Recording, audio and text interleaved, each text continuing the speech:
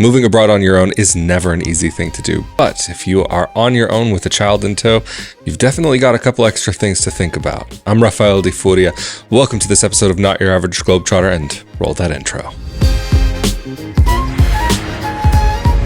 And just to jump straight into this episode, talking about moving abroad as a single parent. There was a comment left a couple weeks ago on episode 349, where to move in Europe in 2024, top countries and insights from an expat. Maybe I'll have to do a 2025 update. If you guys are interested in that, let me know. But anyway, with a comment from YouTube user at LatikaBen6269, it says that she's a single mother and recently got her EU passport. Life is really hard in Portugal with low salaries and prices going high. And what would be some good options for her and her son in Europe? Under these circumstances, there are definitely a lot of things that you have to take into consideration. And I will say straight off the bat, I am not a parent, nor have I been a parent. But after 16, almost 17 years abroad now, I do have a thing or two to say about life in another country. I'm not claiming to be an expert, but just a guy with a microphone, a camera, and, well, another camera. And, of course, more than a few things to say. I think the first thing, though, to consider is where you're coming from and what are the goals in place. And I might actually have a very unpopular opinion when it comes to this topic. And the first thing that I would think about is not where to move to in Europe, but where is your family? Granted, everybody is in a different situation in life and everybody has a different relationship with their family. Some people do have the possibility that their parents are able to be in their life and in their child's life, and having grandparents for a kid, I mean, that's a thing that I think is fantastic for many kids to be able to have. Granted, not every situation is perfect, but in an ideal situation, it's nice to have grandparents close by. But, of course, that's not the situation for everybody. The next thing that I would have to say is probably going to be even less popular, and it depends also on what country you're coming from. And I think that in many situations, actually going back to the US, if a person is from the US, might actually be worthwhile considering. You know how things work there, you know what to expect, and you know how to navigate the system. Going through single parenthood is never easy to begin with, but there are certain extra challenges that you present yourself and your child if you are going to be living in another country. Of course, though, things are not perfect in the US, so I totally understand why an individual might want to live on the other side of the world. The next thing, though, that I have to say is that there is no one particular country that is going to be best for an individual in this situation. And it's not necessarily for a single mother, single father, single parent. I think for an individual who is needing to support their family, whether they're married or single, is going to be a very important consideration that needs to be taken into account. So what I would say would be the things to look out for, at least when we're talking about countries. You're going to have the social aspects and then also the practical aspects. Social aspects. Are you looking at countries where single parenthood comes with any stigmas? And don't get me wrong, it's not like single motherhood or single fatherhood, single parenthood doesn't exist in this part of the world from people who are from here.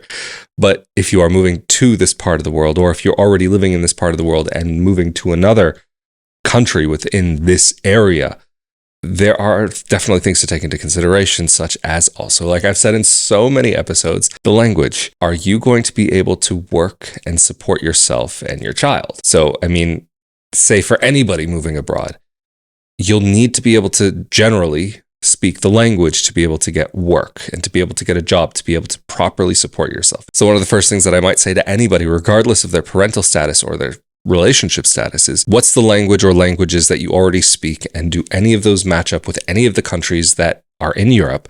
And then the next thing that I would say is regarding your professional skills.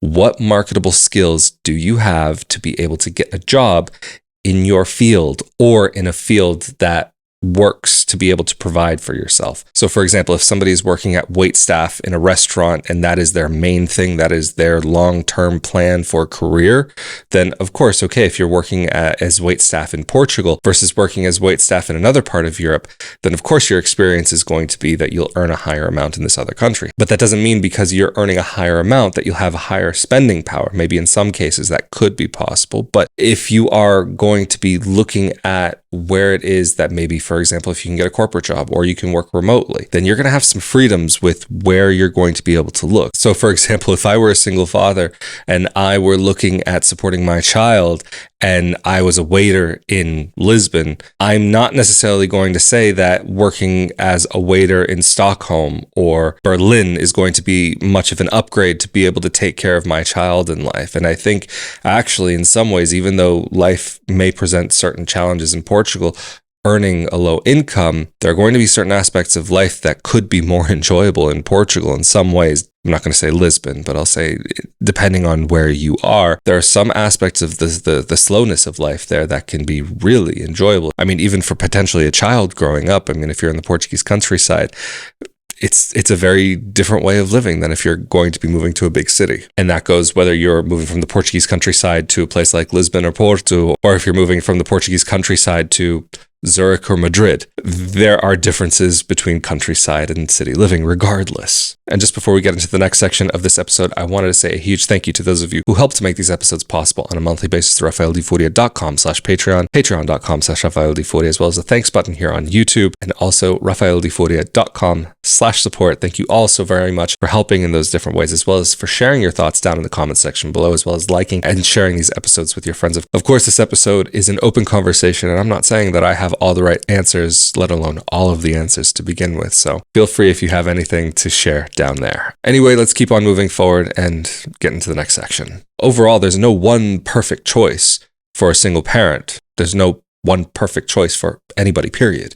It has, again, nothing to do with your relationship status or your parenthood status. It's going to be the things that align best with you and your skills and what your needs are. Those will be the things that could actually help you potentially move forward to be able to create a better life for yourself and your child. Are there, however, locations where it might be actually more possible for a person to move ahead and climb up the ladder and to be able to build up something different for themselves? Of course. I mean, I think if you're looking at some of the Scandinavian countries or even Northern Europe, there are things there that start looking interesting for an individual who is looking to climb that ladder. But at the same time, it's not like that ladder doesn't exist in other locations in Europe. But of course, your spending power will be completely different depending on where you are. And it also, of course, again, depends on the skill set that you have.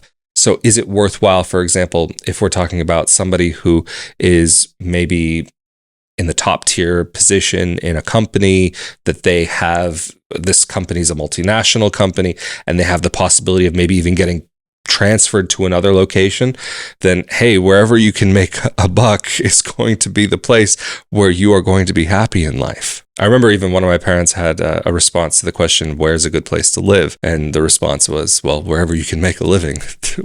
If you can make a living in a place, you can lead a wonderful life. But if you're out of a job and you're unable to afford things, regardless of where you are, you're going to be living in hell on earth. It's all about the individual at the end of the day and where they can set their life up best for themselves and their child. Of course, I would say for maybe an individual who is on their own, that if they're looking to build within their career, cities are probably going to be better to look at. But of course, living in a city doesn't guarantee that you're going to be able to get a great job. Living in a city, you could still have a horrible job that pays nothing and not even enough for a person to be able to get by from day to day. But if a person has a child with them, then of course, there are going to be different things that you have to take into consideration. I mean, if your child is small, do you want to raise a child in a big city? A small child might need to have big open spaces to run around. I mean, for me, of course, my opinion, just generally speaking, based on my childhood and how I grew up, being outside of a city, yeah, there are some nice positives to that. I remember going down to creeks and rivers and woods and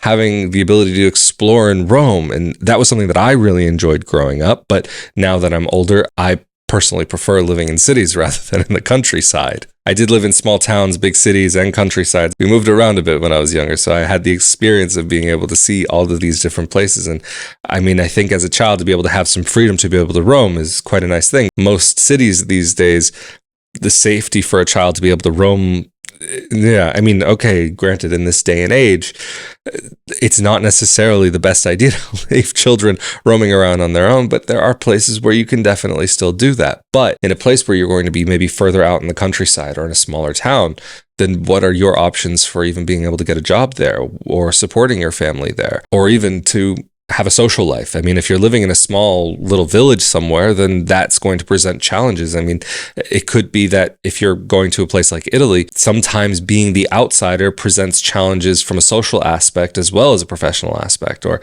maybe if you're going to another part of Europe, I mean, again, let's use Berlin as another example. It seems like almost everybody's from everywhere else other than Berlin. And even I have friends who are from Germany who've lived in Berlin and had jobs there where they ended up speaking English more than they ended up speaking their own native language of German. And even though the main clientele of the company actually happened to be Germans themselves.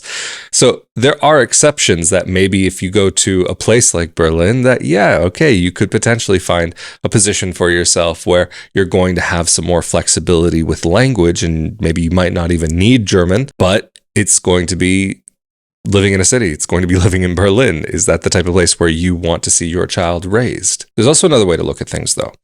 To be able to have maybe a temporarily uncomfortable situation so that at least you can get your foot in the door, to be able to then take things a step further beyond that. Sometimes the most important thing in life is just to be able to push forward in one way or another. And however that might look, things might not always be perfect, but there are going to be times where maybe at least just arriving to the place can be a great way to at least have the option or the opportunity to find the next thing that's really more what you're aiming for. But of course, this is more what I would say to somebody who is moving abroad as an individual. There are certain challenges and certain chances that you can take, that you can put in front of yourself. And if things don't work, you're not going to have a crying child in front of you, hungry and sleepy and needing a warm place to call their home. If an individual has that concern with them, then of course there are things that are important to be able to provide to that child. Are there individuals, though, who are maybe coming from a different part of the world than the US, and whatever move that is being made is an upgrade regardless? Yeah. That's a thing that also exists. Not everybody comes from a life that was ideal. I mean, even if you do come from the US, not everybody would be coming from a life that would be ideal. I mean, even if someone is, for example, in Portugal, there are various different sides to Portugal. There's the glamorous, movie style, beautiful, amazing vistas and glamorous life that a person can have there. But there are also places where a person can go and the people are living in really rough conditions. So of course, it's very difficult for me to speak directly to this individual who left this comment because I don't know anything about them, where they're from, their situation, or what's going on. So speaking in a very general sense, it's difficult for me to actually recommend to move abroad, period.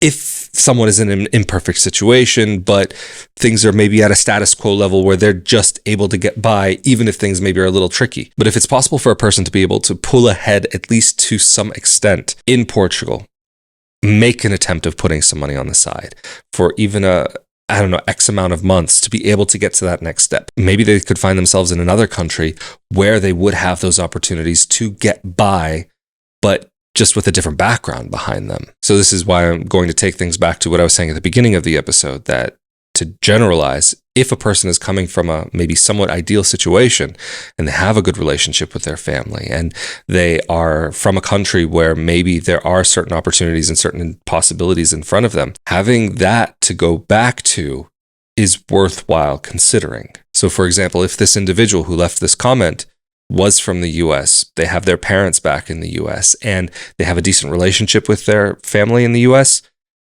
I can say for me personally, that would be maybe my first choice to think about. Of course, again, I'm not a parent, nor am I a single parent, so I can only say what I would maybe do in a very hypothetical situation. And what I'm about to say here, if you're the person who left this comment, please don't think that I'm directing this at you, but something that I can say that I've heard from a lot of people is that they are looking for an adventure abroad, and they are looking to travel the world, see the world, live in a new place, and have this whole wonderful Instagrammable experience. Maybe they didn't say the Instagrammable part, but even to become a digital nomad and having a child, and even in a relationship, married with a child. I think there are certain things that maybe should be put on the back burner for seeing the world, exploring the world, and having that adventure if you've got children. Is it possible to explore the world with children? Yes, I think people have proven that, but I might be of the opinion that dragging children around the world isn't necessarily the best. My opinion, based on what I've seen, based on what I've read, based on the people that I've known and not being a parent, that to me, what it seems as though that the best thing is that to have a stable individual location is probably going to be really beneficial for a child, especially if they are an immigrant themselves or if they're going to be born first generation with parents who are immigrants. Even, for example, potentially even the child having to take on a very strong role in the family household for being able to take care of certain things from a very young age. For example, translating certain things, explaining certain things, having parent-teacher conferences and translating those, and having a lot of pressure put onto that child from early on. And again, I have to repeat, if you are the person who left that comment, I'm not speaking directly to you about this because I don't know your situation, but I'm saying in a very generalized sense based on what I've seen over the years, that there are a lot of things that can be made even more complicated by having your child in an international move with you. Children may acquire languages much faster than their parents, generally speaking, but it doesn't mean that they're going to automatically gain the culture, or they're going to be accepted by their peers, or have an easy transition into their school. They could be the foreign kid. They could be the odd one out, but it's not guaranteed that will be the situation either. They may fully adapt and get into everything immediately and may have a wonderful life. There are many children who do. It's a coin flip at that point. Some children have an amazing experience. Some children really struggle.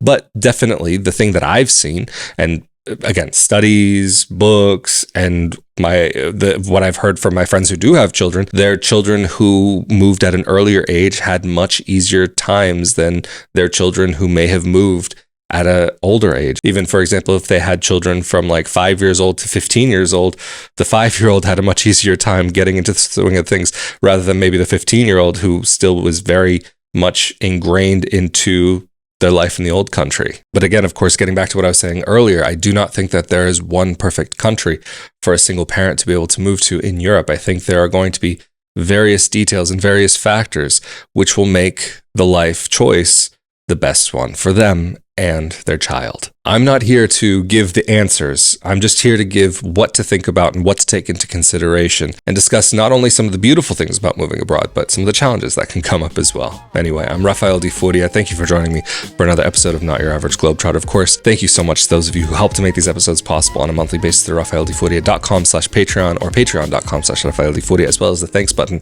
here on YouTube, as well as rafaeldifuria.com/support. Of course, if you are a parent, or even if you're not a parent and you have any thoughts on the topic today, feel free to share any of your viewpoints down in the comment section below here on YouTube. And of course, again, I'm Rafael Di Furia. This has been another episode of Not Your Average Globetrotter, and I'll see you all next time. Later.